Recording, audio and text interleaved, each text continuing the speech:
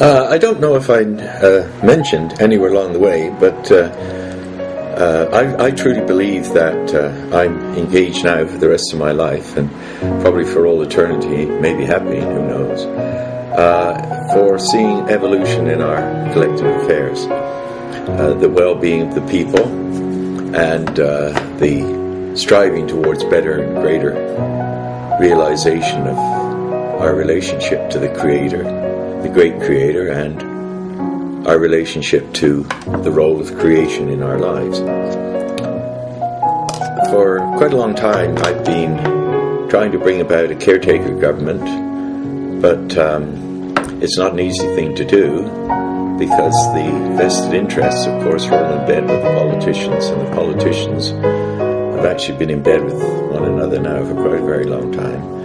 And so we've fallen to the lowest common denominator.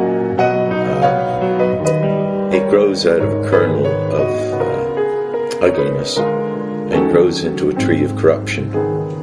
And without blaming or creating enemies, it's a pretty tricky Gordian knot of philosophy, psychology, love,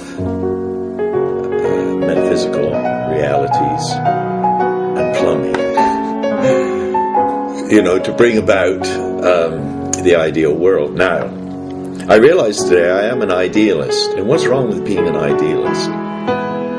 It seems if people say, oh, well, that's just the ideal, it's like, okay, well, that's the ideal, but we've given up on the ideal. Well, I think idealists have not given up on the idea. Idealists believe that the ideal is justice. Justice is hard to describe. Injustice is very easy to see and experience, and is all around us. And of course, the corrupted political state leads inevitably, or has always been, God knows which, a corrupted judicial state. And so the people have always been more or less under the aegis of a bunch of really seriously determined, primarily men or families even, who are dedicated to swimming at the top of the social pile. For what reason? I suppose survival, genetics. I don't really understand the nature of that kind of dominant mind. I simply believe that we're all equal and different. Now, ideally speaking, and I will always speak ideally, I guess, I've committed myself to being an idealist, because anything else is simply sliding down the hill to the lowest common denominator, and that's child pornography and abuse of children and abuse of the exchange and mark system, that is the monetary system, while sure employing a considerable number of well-paid people. The banks do, after all. I mean, they do contribute in a social fashion, do provide a service, but it is not a service which should allow the chartered banks, the commercial banks, and all the banking families to dictate the style and manner of life of the majority of the people. The ideal would seem to me that there will always be people who enjoy great wealth, and there will always people who are happy with very little. And I mean happy. We don't begrudge the people who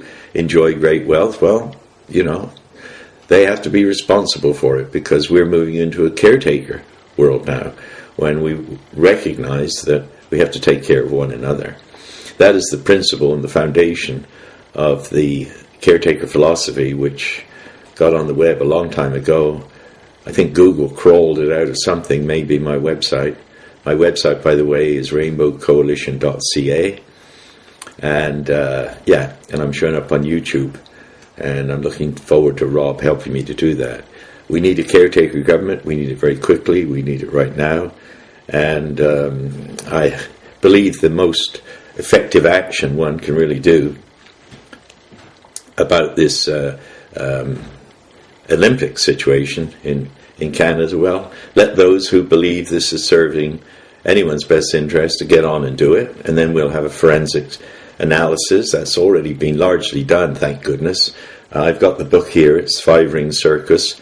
And in the meantime, I think those of us who are dedicated to transcending the fear and the rhetoric of fear and the propaganda of fear and the nature of fear itself, and beginning to address ourselves to at least a 5-year plan for to bring about a metanoia and a paradigm shift in the management of our collective affairs through a new style, a new structure of government, because we're not interested in rocking the blokes. We're not interested in rocking the blokes, those who, you know, are ensconced in our public service, but so much of it has been privatized, and in many, many, many ways that has been a backward step. You know, whenever we begin to sell out principles and ideals, dare I say, for, what should we say, financial interests, advantage-taking interests, and so on, this descent into darkness has gone on altogether for far too long in British Columbia. There are standards of behaviour and standards of decency and morality and non-collusion. I personally observe that, and at a pretty high level, people with power do corrupt it and do very easily fall into the trap of taking money for it. So we need a renaissance but primarily we need not to be threatening. We need to provide practical, rational, intelligent alternatives to the darkness that is being preached to us by these lunatics who can only see things in terms of darkness. Because who is it? One of the great Aboriginal philosophers said something to the effect that, you know, men are only blind because their eyes won't see. That, you know, truth eludes them because they're always looking for the, what should we say, the exception to what they know is the rule, and the rule is generally truth. And we need to move there very quickly. We need to cut through the ethnic and racial biases. We're all God's children. We're all in the same surface chemistry. I do repeat myself, and I'm long-winded, so that's enough for now. Thank you very much. God bless, and happy trails. Look forward to that future. I'm looking for the Jubilee, when all debt is forgiven, and it can be done, you know. It can very easily be done. God bless. Bye-bye.